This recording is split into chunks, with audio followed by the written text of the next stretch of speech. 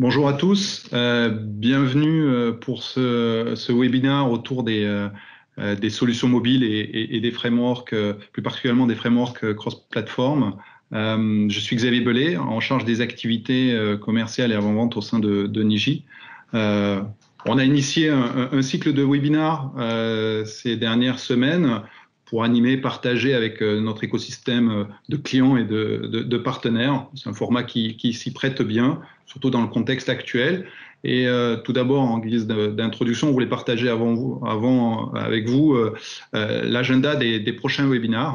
Donc, comme vous pouvez le voir, le 3 novembre, on fera un webinaire autour du Sustainable Design pour illustrer nos partis pris sur cette activité qui est à la mode. On entend beaucoup parler de RSE, voilà, comment Niji aborde au travers du design, du Sustainable Design, ce sujet d'actualité. Et puis le 18 novembre, les clés de succès d'une Digital Factory. C'est un domaine où on est très présent, on a énormément de retours d'expérience ces dernières années au travers de nombreux projets dans différents modèles. Et donc le 18 novembre, on viendra vous parler de Digital Factory et des clés de succès associées à ces Digital Factory. Aujourd'hui, on va mettre en lumière notre expertise mobile. Celle-ci, c'est une vraie force de Niji depuis de nombreuses années, et on est ravis de l'illustrer au travers de ce webinaire. Aujourd'hui, je suis accompagné de Gabriel, qui est en charge des activités mobiles au sein de notre Digital Factory. Voilà, on a un peu de latence effectivement sur l'écran, désolé pour ça. Gabriel, que vous voyez à l'écran, qui va prendre la parole dans quelques instants. Quelques mots sur notre proposition de valeur que vous voyez affichée ici, qui repose sur 3 grands métiers, métier du conseil, métier du design et métier de la technologie, avec 2 blocs, autour de l'intégration Salesforce et un autre autour de l'ensemble des technologies, et notamment autour du mobile. Ce qui est intéressant d'ailleurs avec notre expertise sur les activités mobiles, c'est qu'elle va embarquer l'ensemble de ces 3 métiers, que ce soit dans le cadrage à l'amont de projets de transformation autour du mobile, mais aussi du design, et puis de la mise en œuvre technologique. À noter que ce qui est intéressant quand on embarque sur Niji sur un projet mobile, on a la capacité d'embarquer tous ces métiers, et c'est vrai que ça permet de sécuriser, ça permet de renforcer le succès du projet quand voilà, on a des talents au sein du design, design d'interface, design de parcours, associés avec des talents de l'expertise technologique, du développement, de l'architecture, et ce qui permet, voilà, ces personnes-là, ces talents-là travaillent ensemble depuis de nombreuses années, et le fait de les embarquer ensemble sur vos projets, sur les projets de nos partenaires, garantit bien souvent le succès. L'agenda d'aujourd'hui, il va s'afficher dans quelques instants là sur l'écran. On va regarder rapidement les acteurs en place, cartographier désolé pour le va-et-vient, cartographier des technologies. On verra les avantages et les inconvénients un peu de ces solutions cross-platform, les impacts sur l'usage, c'est aussi ça qui est important. Et puis en guise de conclusion, comment choisir la bonne solution en fonction du contexte. La réponse, elle est pas triviale. Et puis, on va se garder 15 minutes pour échanger. Alors, d'un point de vue pratique, vous pouvez poser vos questions, vos remarques sur le fil de conversation là dans Teams, que vous avez une petite icône en haut. Vous pouvez dès à présent, tout au long du webinaire, poser vos questions, faire vos remarques, et on prendra 15 minutes pour y répondre, et puis pour prendre aussi les questions de vive voix. Voilà, et tant que coupez vos micros aussi, s'il vous plaît, pour une question de logistique. Il est temps de passer la parole à Gabriel. Gabriel, je te laisse la parole pour entamer ce webinaire. Ouais, bonjour, merci Xavier. Du coup, effectivement, ce qu'on va faire dans un premier temps, c'est un petit rappel avec les acteurs en place. Mais avant ça, on voulait présenter très rapidement la Mobile Factory. Donc aujourd'hui, ça représente plus d'une centaine de personnes au sein de Niji qui développe des applications mobiles, donc que ce soit sur iPhone ou Android, et puis avec une vingtaine d'applications qui sort tous les ans, donc que ce soit des applications pro ou des applications grand public. Un petit rappel sur les acteurs pour introduire tout ça. Donc aujourd'hui, on a deux gros acteurs, Apple, donc sur iOS, donc on va retrouver avec les iPhones, et puis les smartphones Android. Alors ils ont deux approches différentes. Donc Apple va être vraiment sur un système qui va être propriétaire, où ils vont avoir leur propre smartphone avec leurs propres OS. Du coup, avec des mises à jour qui vont être à peu près les grosses mises à jour tous les ans. Et où du coup il maîtrise son parc et il se retrouve avec un parc de versions et un parc applicatif qui est à jour. De l'autre côté, on a Android, donc basé sur un système Google qui met à dispo en fait Android pour les différents constructeurs, que ce soit du LG, du Samsung, du HTC ou autre.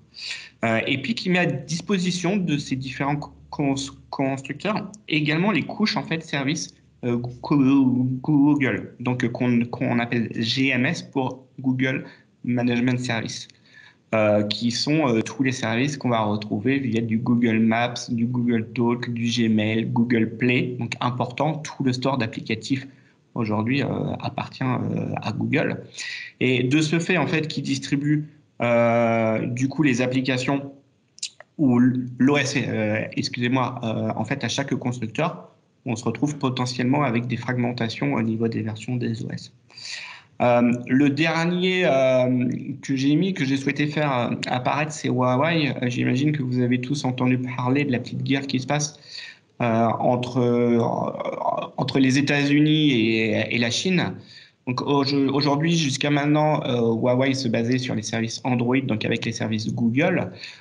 Aujourd'hui, Huawei a toujours le droit d'utiliser Android, qui est une solution open source, mais n'a plus le droit d'utiliser les services Google. Or, ce qui fait la valeur ajoutée aujourd'hui d'Android, c'est les services Google. Du coup, alors, dans un premier temps, ils ont annoncé la construction de services de leur part. Dans un second temps, ils ont annoncé Harmony. Ce qui est sûr, c'est qu'aujourd'hui, ils représentent quand même un marché sur le secteur du mobile qui est assez important. Et si on veut se couvrir demain un marché important, dont l'Asie potentiellement, il faudra peut-être couvrir demain les solutions sur Huawei. Donc on regarde ça, on suit ça, mais en tout cas c'est important. Quand on passe sur la cartographie des différentes technologies, je voulais faire un petit rappel rapide, différence entre application et web. Application, c'est quelque chose qu'on va retrouver sur les stores, donc Apple Store, Google Play, et qu'on va installer sur son smartphone. On va avoir une icône sur son smartphone et on va pouvoir relancer l'application très rapidement, très facilement. Aujourd'hui, quand on parle de web, on va parler de web, tout ce qui va se lancer en fait via un navigateur web, donc via du Chrome, du Safari. Alors, on va avoir des sites qui vont être responsive, adaptatifs, donc qui vont bien rendre sur un smartphone, mais on va quand même avoir une différence de fonctionnement. Donc, j'ai introduit ça, puisque par la suite, on va aborder effectivement les techno cross-platform qui sont le cœur du sujet, et sur lequel on va être sur des intermédiaires un petit peu entre les deux. On fait un rappel rapide sur le natif. Donc, le natif, c'est du développement vraiment avec le langage couche basse qui est poussé par Apple, donc on parle du Swift, ou par Google, on parle du Kotlin. Quand on va développer en natif, on va vraiment pouvoir exploiter l'ensemble des capacités du mobile puisqu'on va être sur une couche très très basse, encore une fois, et on va être sur des préconisations et des recommandations fortes. Par exemple, on va pouvoir utiliser assez facilement tout ce qui va être GPS, podomètre, accéléromètre, enfin tout ce qui va être couche très basse. Quand on va être sur des applications, pour prendre des exemples, quand on va être sur des applications telles que des applications de contrôle de drone, on va rechercher la réactivité, on va rechercher le temps réel, on va du coup être sur des couches qui vont être très très basses. Quand on va travailler sur des applications de médecine, par exemple la télémédecine, aujourd'hui avec le Covid, ça se déploie beaucoup. On va vouloir interagir avec les applications sur des objets connectés, que ce soit des balances, des tensiomètres ou autres. Et ben, on va plutôt utiliser des couches basses pour se permettre d'interagir en fait avec l'ensemble de ces objets. Je voulais évoquer rapidement le PWA, donc le Progressive Web App, puisque c'est quelque chose qu'on voit souvent dans les comparatifs de technologie. Aujourd'hui, le PWA, donc c'est une techno qui est poussée par, ou en tout cas une approche qui est poussée par Google. Pourquoi je me reprends sur le terme techno et approche? Tout simplement parce qu'au final, technologiquement, le PWA, c'est l'utilisation du HTML5, donc au final d'un format web. Là où Google a apporté des choses nouvelles, c'est le fait de pouvoir ajouter son site web dans Google Play, le fait de pouvoir ajouter du mode offline qui va être un petit peu plus poussé, du push notification. Là où on va avoir un frein par rapport à ce fonctionnement-là, c'est qu'aujourd'hui c'est poussé par Google et Apple freine un peu ça. Donc en fait, il y a des fonctionnalités aujourd'hui qui sont poussées et qui sont réalisables en site web qui vont fonctionner sur les smartphones Android, qui ne marcheront pas sur les smartphones iPhone. Donc, je parle par exemple la création d'un lien automatique sur le bureau. Sur iPhone, ce n'est pas possible. Le push notification sur iPhone, ça ne fonctionnera pas sur les PWA. Si je parle de... Aujourd'hui, on ne peut pas retrouver des PWA dans l'Apple Store. Donc, on est sur un fonctionnement qui marchera très bien sur Android et qui sera un petit peu plus limité sur iOS. La dernière brique technologique, c'est le cross-platform. Et je ne vais pas rentrer là dans le détail puisque c'est le sujet du chapitre suivant et de la plupart, de toute façon, de la présentation. Alors, quand on parle de cross-platform, quelle a été l'idée au début du cross-platform, de la création de ces différentes solutions? C'était de se dire comment est-ce que je peux, via un seul développement, être présent sur l'ensemble des smartphones. Alors aujourd'hui, on parle que de Android et iOS. À l'époque, il y avait encore plus d'OS par le passé, en tout cas quand l'iPhone Android est né. Il y avait aussi les solutions Samsung avec du Bada ou avec autres. Et les développeurs n'avaient pas envie de développer 4 fois les applications pour être présents sur l'ensemble mobile. On peut essayer de mutualiser ça. Cette première approche s'est faite en fait par le format web. Donc de se dire, je vais encapsuler du web dans une application. L'avantage, c'est que je vais développer du coup en web. Un avantage également, c'est que je ne vais pas devoir faire monter mes équipes ou je ne vais pas devoir embaucher des gens spécifiques qui connaissent les langages iPhone, donc Swift ou Objective-C à l'époque, et Kotlin, donc Java à l'époque. Donc je peux utiliser des compétences que j'ai sous la main qui vont réaliser en fait mon appli. Et puis il y a aussi une idée de réduction de charge, donc se dire que je vais faire un développement qui va couvrir tout, et du coup forcément ça va me coûter moins cher, puisque je ne vais pas faire 2 ou 3 devs. Alors, quels sont les points de vigilance associés à ça, à l'utilisation du cross-platform? Donc, à partir de l'instant où on va utiliser une solution cross-platform, on va utiliser une librairie, un soft ou une framework, qui va faire au final office de boîte noire. Donc, on va s'appuyer dessus pour faire nos développements et pour ensuite pouvoir créer les différentes applications avec un seul code. Ces boîtes noires, on les verra un petit peu plus tard, mais il faut faire attention puisqu'il y a des boîtes noires qui sont plus ou moins propres, qui sont plus ou moins suivies et du coup qui sont plus ou moins à jour par rapport aux différentes versions d'OS ou aux différents problèmes de sécurité ou autres. On a également un point de vigilance sur les composants natifs du mobile. Donc aujourd'hui, quand on va utiliser une boîte noire et qu'on va utiliser une application du coup qui va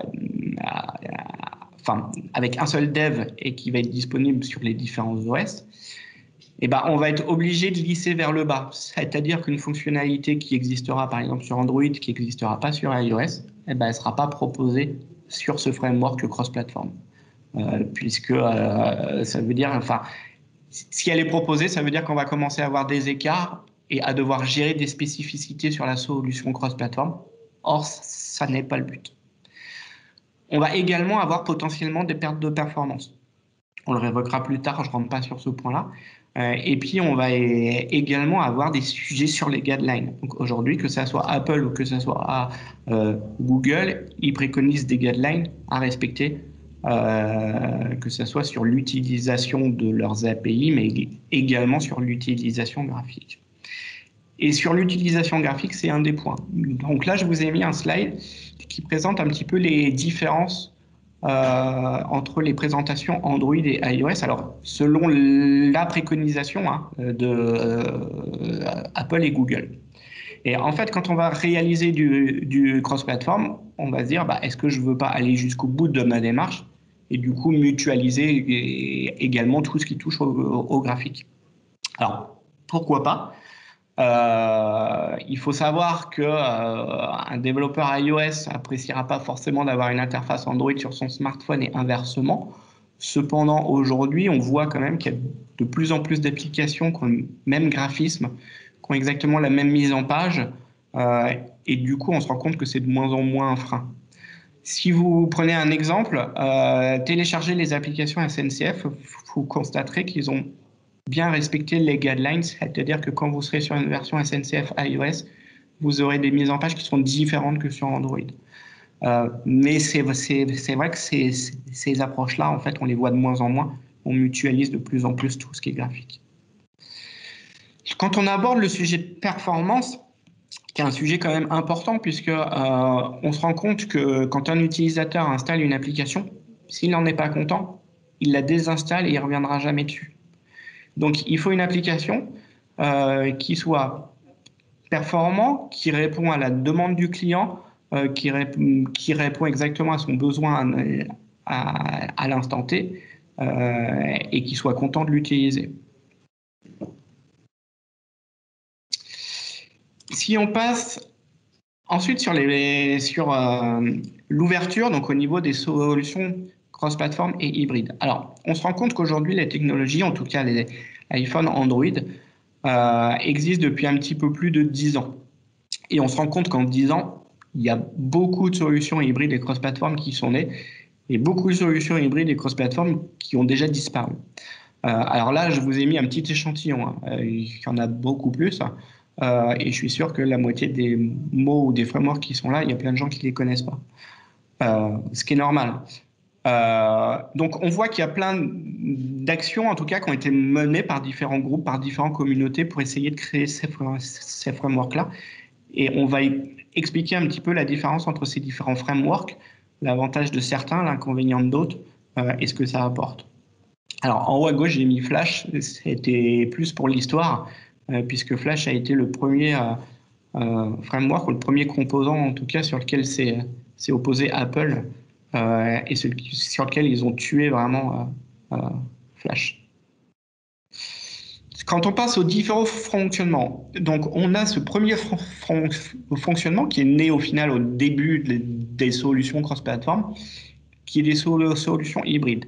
L'idée de ça est de dire, je vais développer mon application en mode web, sur un format web, un langage web, un langage que je maîtrise, et puis je vais l'encapsuler dans une application. Des solutions comme ça, donc qui soient du Cordova, de l'Ionic ou des solutions équivalentes, Sencha également se base là-dessus. On est au final sur de l'exécution dans un navigateur web. Donc en fait, sur la droite, vous retrouvez le schéma. Ce navigateur web se base sur des exécutions JavaScript qui est encapsulé ensuite sur une application en natif. On va retrouver des contraintes de latence qui sont liées au web. On a 3 couches, donc 3 couches, vous imaginez le niveau pour aller exécuter au final la dernière couche, donc le temps de latence. Avec ces solutions-là, on peut bien entendu diffuser dans les stores et on peut aller attaquer quelques couches, quelques API en tout cas, qu'on va pouvoir attaquer en natif. Aujourd'hui, si on regarde ce qui se passe par rapport à Apple, c'est principalement Apple qui met les freins en fait sur ce genre de solution. Il s'attaque à l'utilisation en fait de couches web au sein de ces applications. Alors si ça vous parle, tout ce qui est UIKit, WKit, c'est des choses sur lesquelles Apple met le frein ou en tout cas arrête son utilisation pour empêcher en fait ce genre d'application en fait à court terme. On va être ensuite sur des solutions qui vont être un petit peu plus entre les deux. Donc là, on va aborder des solutions React Native, des solutions Native Script, sur lesquelles on va être sur une exécution à un niveau JavaScript Core, donc à un niveau un petit peu plus bas.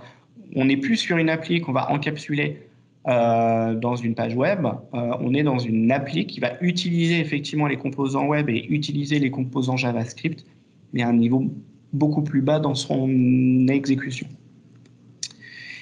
Et puis pour finir, on a les technologies qui sont un petit peu plus récentes. Flutter, Xamarin, Kotlin multi-plateforme, qui sont des technologies qui vont transcoder et qui vont avoir au final une application qui va être très très proche du natif. On va avoir des applications du coup qui vont être un peu plus performantes forcément, et des exécutions du coup plus rapides. Alors, on va forcément avoir également des contraintes et on va y venir en fait par la suite. Du coup, on a deux approches sur les plateformes cross-platform. On a une approche où on va, pour revenir en fait aux éléments graphiques qu'on a évoqués au-dessus, une approche où on va se dire, bah, je vais mutualiser mon composant graphique. Ça va être l'idée de base de ce qu'on va appeler Xamarin Form et de Flutter. C'est de dire, avec mon développement cross-platform, je vais avoir une interface graphique. Cette interface graphique, qu'elle soit sur iOS ou sur Android, ça sera la même. Et du coup, ça va être assez pratique puisque je vais optimiser tout de A à Z. Alors, Xamarin, on va être sur du langage en .NET. Flutter, on va être sur un langage Dart. Donc, on n'est plus du tout sur des langages iOS, donc le Swift ou des langages Kotlin. On est sur des langages qui sont plus liés en fait à leurs propriétaires, donc Xamarin, Microsoft et Flutter Google. Et puis, on a la seconde approche qui est de dire, moi, je veux absolument rester avec une interface spécifique pour chaque OS. Et on va retrouver des solutions qui sont Xamarin natif et Kotlin multiplateforme, où on va se dire, bah, au final, ma couche basse, donc tout ce qui est métier, tout ce que je peux mutualiser, je vais le faire en .NET côté Xamarin et je vais le faire en Kotlin, côté Kotlin multiplateforme. Et mes vues au-dessus, et ben, je vais les faire dans chaque langage en natif. Donc, par exemple, sur Apple, je vais le faire en Swift et sur Android en Kotlin.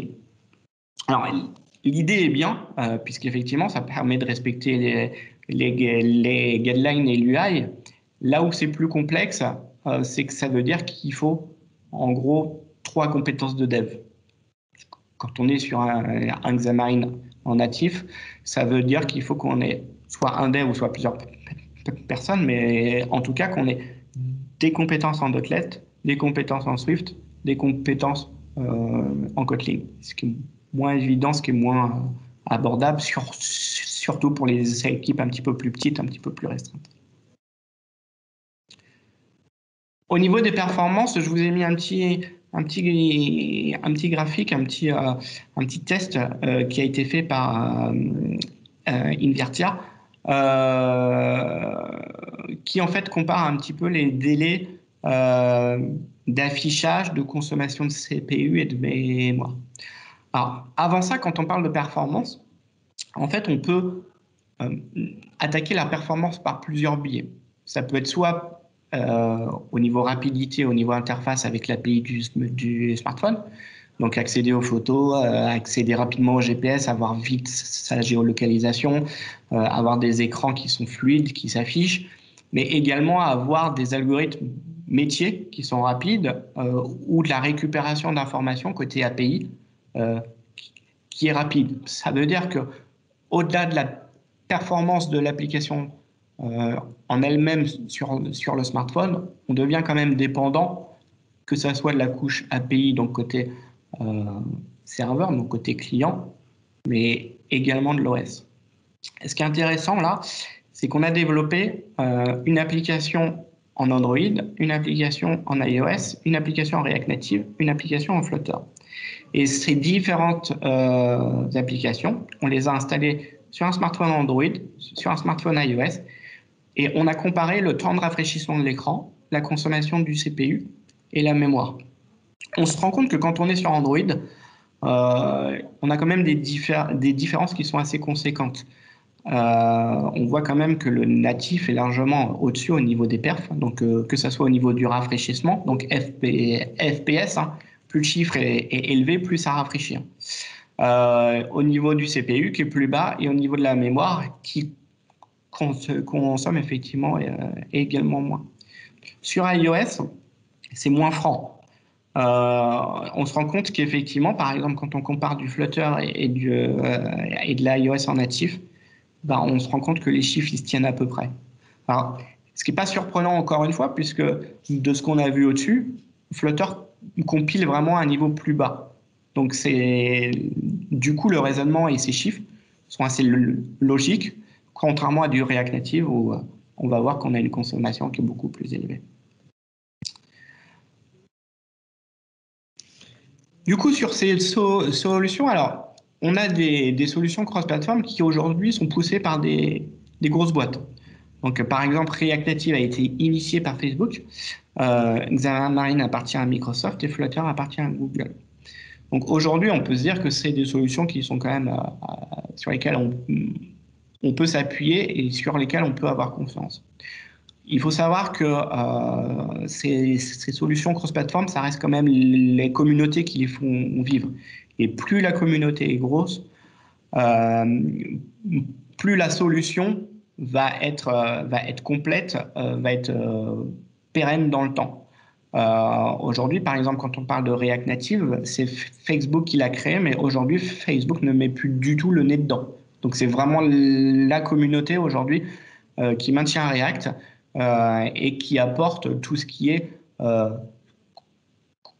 complément ou mise à jour. Ce que je veux dire par là, c'est que derrière, quand iOS sort une nouvelle version de l'OS, eh ben, il faut que ces frameworks soient également mis à jour pour prendre en compte les nouveaux guidelines, les nouvelles fonctionnalités, les nouveaux éléments, ou selon moi d'ailleurs.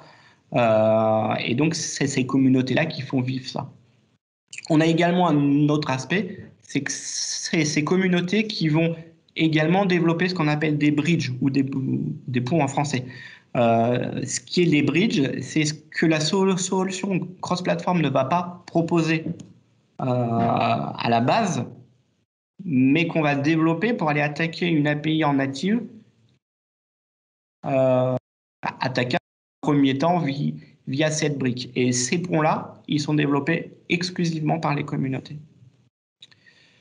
Quand on prend un petit peu le trend des solutions cross-platform, donc ça, c'est les trends en fait des recherches sur Google, ça donne au final une idée de la communauté, ça donne une idée de l'activité au final autour de ce langage-là.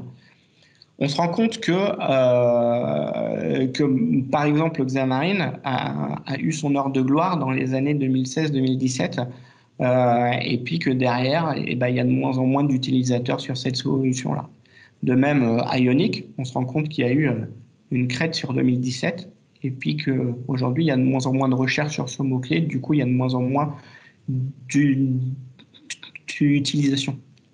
À l'inverse, quand on regarde React Native, bah, aujourd'hui, on est à son apogée, et Flutter, bah, ça fait un bond en ce moment, et ce qui est pas surprenant au vu de la solution proposée.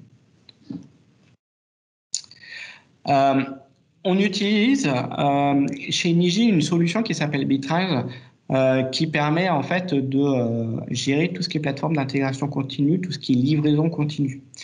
Et cette solution nous sort tous les ans en fait des statistiques de l'ensemble des compilations des projets sur leur plateforme avec les différentes technos utilisées. Alors du coup, les projets et les chiffres qui sont affichés là, c'est bien toutes les utilisations sur la plateforme Bitrise, ce n'est pas uniquement les projets Niji. Et ce qui est intéressant, alors le chiffre 2020 est forcément pas encore sorti, mais ce qui est intéressant, c'est qu'on se rend compte qu'effectivement, il y a de plus en plus de compilations Flutter.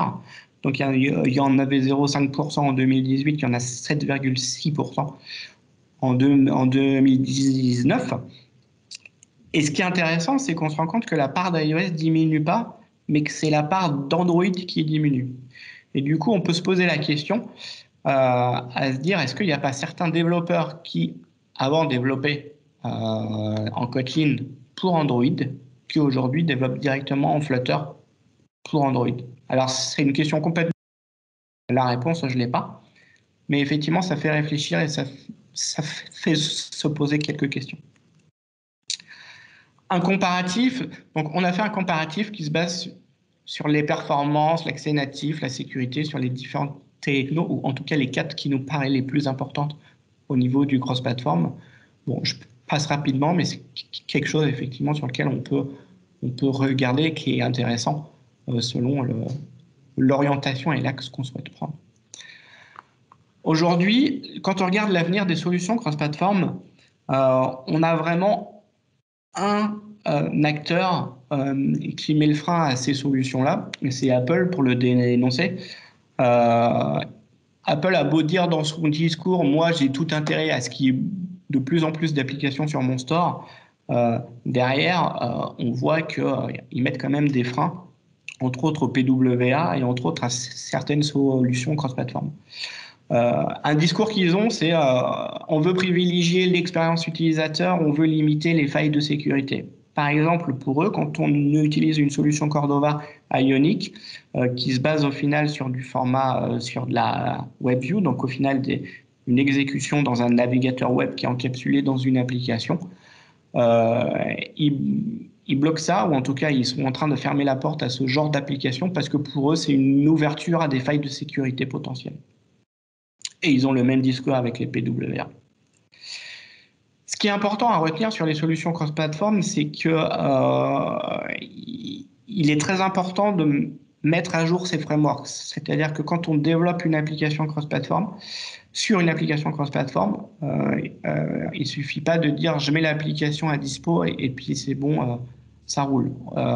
Aujourd'hui, ces solutions cross-platform, donc ces boîtes noires, on a des mises à jour qui sont régulières, qui vont corriger les failles de sécurité, qui vont corriger des ajustements, des recommandations, qui vont améliorer la gestion des données. Et donc, c'est important de maintenir, bien entendu, les applications, mais également de mettre à jour ces frameworks-là et ces composants-là. Quand on regarde au niveau des impacts sur les usages, alors aujourd'hui, on a regroupé en 2 grosses types d'applications, les applications professionnelles, les applications grand public. Quand on est sur des applications grand public, quel va être le but au final? C'est être présent sur le plus possible de stores. Donc aujourd'hui, être présent sur iOS, sur Apple Store et sur Google Play. Et demain, pourquoi pas sur le store de Huawei. Donc on va avoir une envie de développer son application pour être présent sur tous les stores, mais forcément, on va également regarder le côté budget. En tout cas, c'est une des premières choses qui est souvent regardée. Seulement, en fait, ce n'est pas le seul axe qui doit être pris en compte. Aujourd'hui, une application, c'est important de regarder ce qu'on veut en faire et ce qu'on souhaite en faire. Puisque quand on va vouloir avoir une application qui va utiliser des composants en couche basse, il va être important de partir plutôt sur des solutions natives. Je vous ai donné l'exemple tout à l'heure des drones, mais on va retrouver aussi cet usage, par exemple, quand on va vouloir avoir son ticket au sein de son smartphone, donc utiliser la fonction NFC, donc sans contact, elle va être très compliquée, voire pas du tout possible, à réaliser en fait en natif. Quand on va vouloir maintenir son application, on va être sur une maintenance dans le temps qui va comment dire ça, il est important en fait de faire vivre son application. Donc en fait de remettre à jour régulièrement l'application sur les stores pour réoffrir de la visibilité et réoffrir également, pourquoi pas, des petites modifications, des petites corrections. On va se trouver avec une différence sur des applications professionnelles. Aujourd'hui, des applications professionnelles, on va être souvent sur des applications qui sont une extension du SI de l'entreprise. Donc, on va manipuler des données qui potentiellement sont sensibles. Donc, on va vouloir forcément gérer ces données de façon assez sécurisée, de façon assez restreinte. Je vous donne un exemple. Quand on a une application pour Enedis qui permet aux techniciens de vérifier et d'être sûr que quand il va rentrer sur un transformateur pour faire sa manipulation, qu'il a bien le droit de rentrer et que le courant est bien coupé, et ben, il faut que la donnée soit bonne et que l'intégrité des données soit vérifiée pour éviter qu'il rentre dans le transformateur alors que le courant est encore en route. Donc ça peut être des cas comme ça vraiment important. On va fournir une application aux forestiers. Donc, je prends un exemple pour l'Office national des forêts. Ils vont utiliser une application dans les forêts avec potentiellement à la main une hache. Et il va vraiment falloir adapter l'application pour eux. Une des grosses différences également par rapport à l'application grand public, c'est qu'on ne va pas vouloir forcément cibler l'ensemble des smartphones. Selon comment est géré le parc de l'entreprise, avoir des smartphones cibles, par exemple que des téléphones Android ou que des téléphones iOS. Et du coup, la question de la solution cross-platform se pose également. Est-ce que je vais aller faire des solutions cross-platform si mon parc est unique et unitaire, sachant que potentiellement en cross-platform, je peux avoir des restrictions à l'avenir sur des fonctionnalités ou sur des choses qui me permettraient d'avoir une application complètement fluide. Donc c'est vraiment des réflexions effectivement qui sont à mener en amont et qui sont à réfléchir.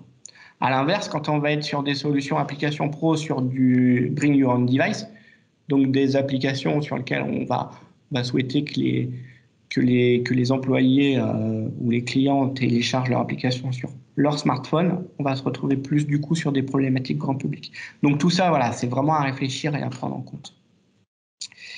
Si on arrive à la fin, puisque le temps passe vite, un petit schéma qui résume rapidement. Donc plus on va être à droite, plus on va être sur du natif, plus l'application va être performante avec l'utilisation de fonctionnalités avancées. Plus on va être à gauche, plus on va être sur des solutions qui vont être mutualisables, donc qui vont coûter un petit peu moins cher et du coup plus portables. Ce slide-là, il reprend un petit peu ce que je vous ai évoqué, c'est-à-dire se dire qu'il faut vraiment, quand on démarre une application, faire le bon choix en amont.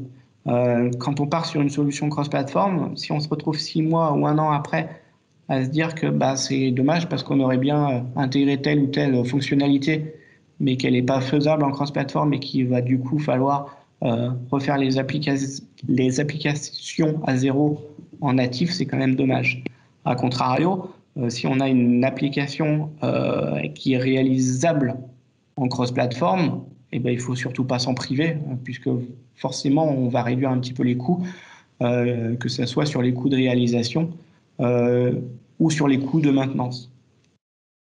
D'ailleurs, puisqu'on parle de coûts, je voulais vous donner un petit exemple en fait, de réalisation de projet donc, qui présente au final les charges d'un projet qui soit réalisé sur une techno React Native ou Flutter à gauche et Kotlin Swift, donc en natif à droite. Alors, pour info de notre expérience, quand on développe aujourd'hui une application en React Native ou Flutter, à peu de choses les mêmes. Donc, on prend l'hypothèse qu'on fait de la conception UX/UI sur nos deux versions. Donc, que ce soit les applications cross-platform, que ce soit les applications natives, quoi qu'il arrive, il y a le même travail. On pousse le raisonnement jusqu'au bout en se disant que puisqu'on est en natif, on va faire des ajustements pour se dire que le graphique, l'UX, l'UI, soit vraiment propriétaire, donc soit propre au final à l'iPhone et propre au final à l'Android. Alors que côté cross-platform, on se dit je pousse également le truc jusqu'au bout, je mutualise mon graphique et mon UX, UI. Je vais réaliser mon application. Alors effectivement, en natif, on va réaliser l'application 2 fois, puisqu'on va le réaliser et sur Kotlin et sur Swift. Alors, j'ai pris vraiment le cas extrême, donc la barre verte qui apparaît à droite, elle fait bien le double du bleu à gauche, même si dans le fond, c'est pas exactement 2, mais je voulais vraiment pousser en fait la démonstration à l'extrême. On va avoir à gauche, côté cross-platform, des petites spécificités qui sont liées en fait au cross-platform. Voilà, des composants natifs ou des bridges qu'on va aller devoir rechercher parce que ça ne fait pas exactement ce qu'on veut. Du coup, on va avoir une petite charge supplémentaire qui va faire qu'on va être obligé d'ajuster certains composants ou certaines briques. Pardon, excusez-moi, je suis allé à l'envers. Quand on fait la validation, qu'on fasse de la validation sur une solution cross-platform ou sur une solution native, on va avoir exactement la même chose. C'est-à-dire qu'on va valider aussi bien sur iPhone que sur Android de la même façon, avec les mêmes nombres de terminaux. Donc en fait, de ce biais-là, on n'a aucun gain qu'on soit sur une solution cross-platform ou sur une solution en natif. Si on prend la moitié, pardon, je suis allé un peu vite, donc le jaune, là, la barre jaune représente la moitié de la solution en natif. Et du coup, si on tire ce trait vert et qu'on regarde le pourcentage, on constate qu'une solution en natif coûte à peu près 50% plus cher qu'une solution cross-platform. Donc on n'est pas au prix du double, donc, comme on voit sur certains blogs ou sur certains sites, on a 1,5 et du coup la question se pose quand on conçoit l'application de se dire est-ce que je mets ce 0,5 en plus pour entre guillemets ne pas rencontrer des problématiques que je vous ai évoquées ou est-ce que ça vaut pas le coup parce que de toute façon les problématiques je ne les rencontrerai jamais puisque c'est pas la direction que je prends. Voilà. Il est 12h45, je pense que j'ai pas mal été au niveau timing. Est-ce que vous avez des questions? Est-ce que vous avez des interrogations? Alors, Gabriel, merci. On a quelques questions déjà sur le fil de discussion. Alors, je vois que la dernière de Fabien, je me permets de la citer. Fabien, n'hésitez pas à compléter. Donc, je vous cite, on parle des coûts de développement, quid des coûts de maintenance, et qu'en est-il de l'expérience développeur? Alors, au niveau des coûts des développements, donc effectivement, donc la différence entre le natif et le cross-platform, du coup, je l'ai présenté. Au niveau de la maintenance, on va également avoir forcément un ratio qui va être plus élevé sur du natif, puisqu'on va avoir 2 applications à maintenir. Et on va avoir, du coup, quand on va réaliser des évolutions, ben, c'est la même chose. On va devoir le réaliser sur les 2 plateformes. Cependant, ce n'est pas forcément beaucoup plus cher, puisqu'il faut avoir en tête que sur les solutions cross-platform, on va avoir à mettre à jour la boîte noire, la brique cross-platform, donc ce que je vous ai évoqué, puisque cette nouvelle version potentiellement corrige des failles de sécurité, corrige la façon dont les données sont gérées, augmente la performance de l'application et du coup c'est important également de faire ces évolutions-là. Donc on va être effectivement sur un écart, mais sur un écart qui ne sera pas forcément significatif. Au niveau de l'expérience développeur,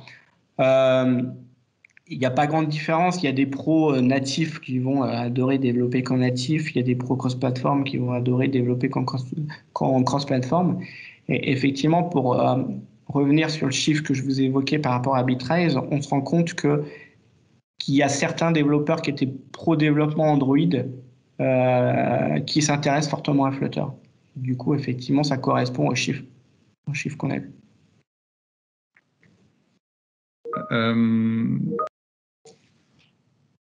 J'en vois une de Vincent autour toujours des coûts là. Peut-être Vincent pouvait prendre la parole parce que j'ai du mal à la comprendre. Prenez-vous dans les coûts de changement de technologie de cross-platform à faire car une techno est remplacée par une autre? Oui, bonjour. Oui, en fait, c'est juste par exemple, on nous dit il y a 4 ans, il faut prendre du Cordova, et après, on vient nous dire en fait, c'est un peu dépassé, il faudrait changer toute la techno. Tout à fait. Alors aujourd'hui, effectivement, l'exemple que vous évoquiez sur Cordova, pardon, ou Ionic, c'est ce que je vous ai expliqué. C'est-à-dire, c'est Apple qui met des bâtons dans les roues en fait à cette solution. Et ils avaient annoncé une impossibilité de relivraison d'applications au 31 décembre si on n'était pas passé à la version 5 d'Ionic. Et au final, pour information, cette restriction a été levée jusqu'à une date pour l'instant inconnue. Aujourd'hui, on constate, en tout cas de ce que nous on a réalisé, on constate que l'évolution en fait vers Ionic 5 est très coûteuse et voire même pas beaucoup moins coûteuse qu'une réécriture de l'application. Et quand on voit qu'effectivement Apple met des bâtons dans les roues à cette solution, on se pose la question effectivement de réécrire complètement l'application. Pour information, on a des clients qui ont fait le choix de réécrire l'application, des clients sur lesquels on a fait le choix de migrer vers Ionic 5. Alors voilà, les risques sont mesurés, on a évoqué avec tout le monde les risques et les conséquences. Et du coup, si on prend en compte une réécriture tous les 4 ans et qu'on fait effectivement les chiffres, alors on a fait l'expérience récemment avec un client, on a fait un exercice là-dessus, on se rend compte que le natif, sur lequel on ne va pas réécrire du coup l'application entière tous les 4 ans, on ne se retrouve pas à un coût beaucoup plus élevé qu'avec une solution cross-platform qu'on devrait réécrire tous les 4 ans. Je vous propose de remonter un peu dans les questions qui ont été posées en cours. Il y en avait une de Sylvain Marie, n'hésitez pas à intervenir. Kotlin et Swift sont deux langages relativement semblables. Du coup, le duo gagnant n'est-il pas Kotlin multiplateforme mobile plutôt que Xamarin? Tout à fait. C'est une piste qui est très intéressante. Alors Kotlin multiplateforme, c'est assez récent, mais c'est une piste qui est effectivement très intéressante parce que Xamarin, mais comme je vous évoquais, on va devoir faire, alors Xamarin en tout cas en natif, on va devoir faire et du .NET et du Swift et du Kotlin. Quand on est sur du Kotlin multiplateforme, on va être sur du Kotlin, donc pour faire toute la couche métier. Et puis ensuite, du Kotlin pour l'interface graphique côté Android et du Swift, interface graphique côté iOS. Alors là, je reprends un petit peu la question par rapport aux développeurs qui était évoquée au niveau expérience des développeurs. Forcément, quand on propose ça à un pro-développeur à iOS Apple, pour être honnête, il fait un peu la tête, puisque lui, ce qu'il veut, c'est développer sur son iPhone. Et quand on lui dit qu'on va développer un bout en Kotlin, on a souvent des freins de la part des devs. Cependant, la solution aujourd'hui, c'est une solution qu'on suit, qu'on a mis en œuvre déjà sur certains projets et qui est effectivement très intéressante. Une autre question de Sylvain. Flutter va-t-il fonctionner avec Huawei? Alors ça, c'est toute la question à laquelle je suis incapable de répondre. Aujourd'hui, ce qu'on sait, c'est que les services, par exemple, je ne sais pas si quand on parle de Firebase, donc qui sont des services qu'a mis en place Google pour gérer tout ce qui est crashlytic, donc crash en fait sur les applications, tout ce qui est analytique, tout ce qui est distribution d'applications. Aujourd'hui, c'est des solutions qui ne sont pas compatibles avec le système Huawei. S'ils veulent conserver leur ouverture d'esprit, il va effectivement falloir qu'ils implémentent les solutions Huawei. Aujourd'hui, Flutter, est-ce qu'ils vont la rendre compatible avec Huawei? Je suis incapable de dire. Ce qui est sûr, c'est que Flutter aujourd'hui, alors il y a un gain qui peut être intéressant. Alors, je ne l'évoque pas vraiment là puisque le sujet c'est la mobilité, mais Flutter permet également de mutualiser du code avec, par exemple, du site web. Et du coup, ça peut devenir intéressant d'avoir effectivement une mutualisation un petit peu plus importante, site web, iOS, Android. Il y avait d'autres questions toujours sur le fil. Nicolas Chantin, je vais vous laisser poser la question autour de l'intégration des appels à des éléments natifs. Je ne sais pas si Nicolas, vous êtes là. Est-il possible d'intégrer tout de même des appels à des éléments natifs depuis une solution cross-platform? Alors oui, tout à fait. En fait, c'est la notion de pont et de bridge que j'évoquais. C'est-à-dire que soit c'est géré en fait par la solution cross-platform de base et du coup ça va être assez simple. Et si c'est pas géré, on peut potentiellement effectivement créer des bridges et des ponts. Alors après, je vous cache pas que ces bridges et ces ponts peuvent être très compliqués, du coup très coûteux.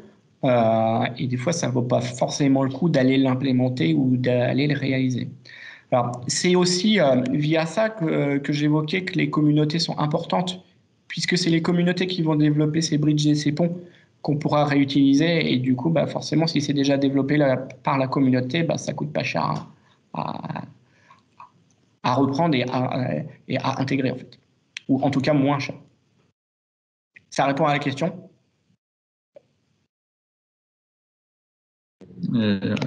Alors, Nicolas n'a pas de micro, mais oui, a priori. Gabriel, je ne sais pas si tu vois la question de Mathieu. Mathieu, pareil, n'hésitez pas à intervenir sur les deux questions possibles d'avoir un Rex, des exemples concrets sur les limitations de Flutter, React Native, sur la communication avec le hardware versus le dev natif, et puis un Rex sur le développement d'applications utilisant Flutter pour l'UI et KMP pour le métier.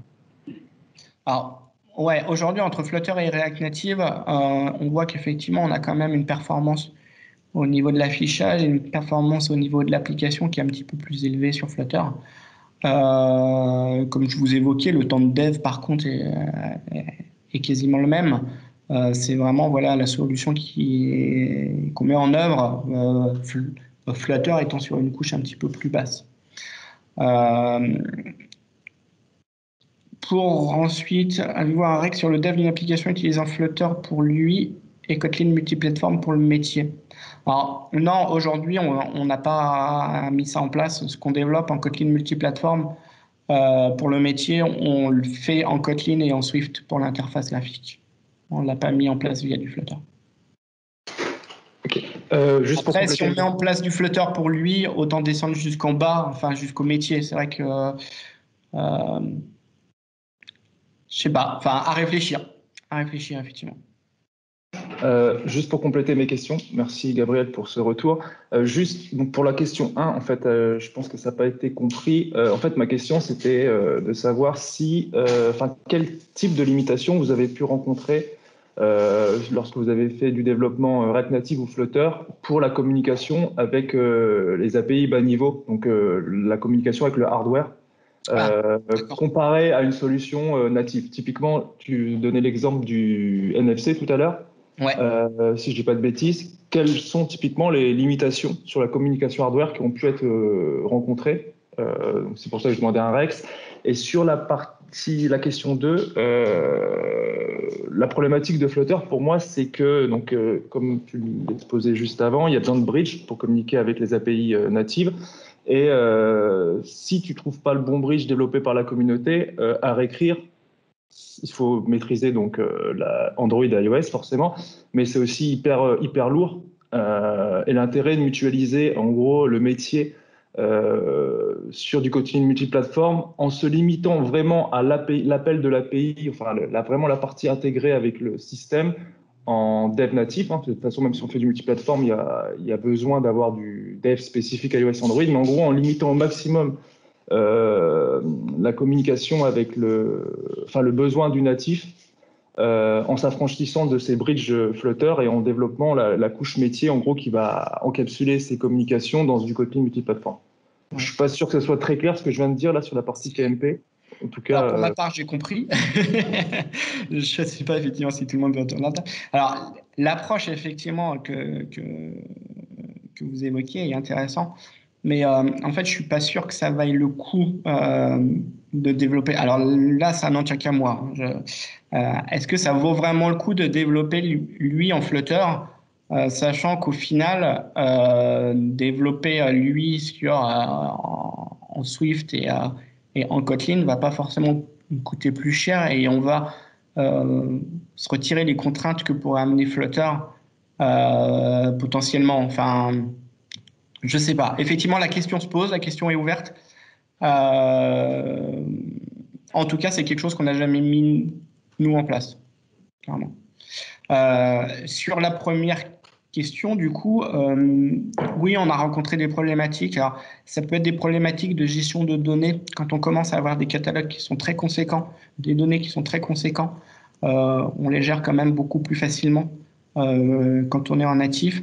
Encore plus quand on doit avoir des notions de sécurité, de chiffrement.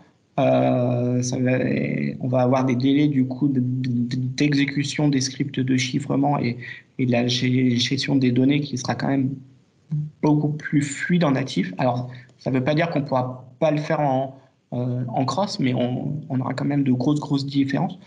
En cross-platform, on va avoir des problématiques, par contre, quand on va vouloir accéder à du podomètre, quand on va vouloir, on l'a vécu avec également les reconnaissances d'empreintes et les reconnaissances d'images, d'écran. Alors ça, aujourd'hui, les dernières versions corrigent ça, mais en tout cas, c'est des problématiques qu'on a eues par le passé.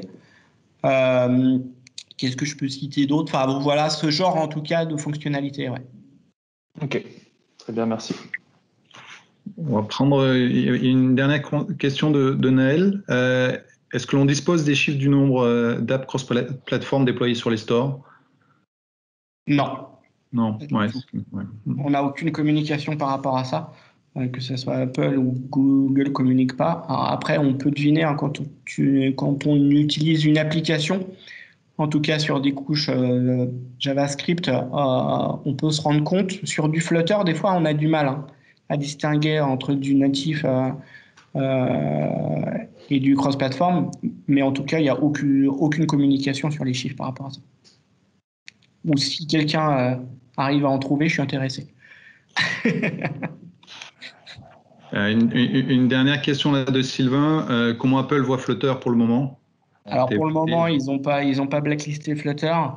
Un des avantages de Flutter, c'est que ça transcode, donc on se retrouve vraiment à une couche basse. Donc ils ont un petit peu plus de mal à blacklister en justifiant que c'est pour des raisons de sécurité, que c'est parce qu'on utilisait WebView. Enfin, du coup, la justification de leur part est plus compliquée. Maintenant, effectivement, Flutter, c'est Google. On sait qu'Apple et Google, c'est pas forcément le grand amour. Voilà. Mais à l'instant T, en tout cas, ils montrent pas forcément de signes pouvant blacklister Flutter. Merci Gabriel. 13h02. Voilà.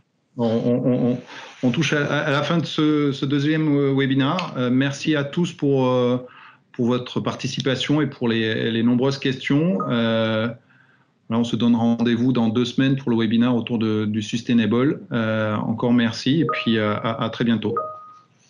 Merci à vous. À bientôt.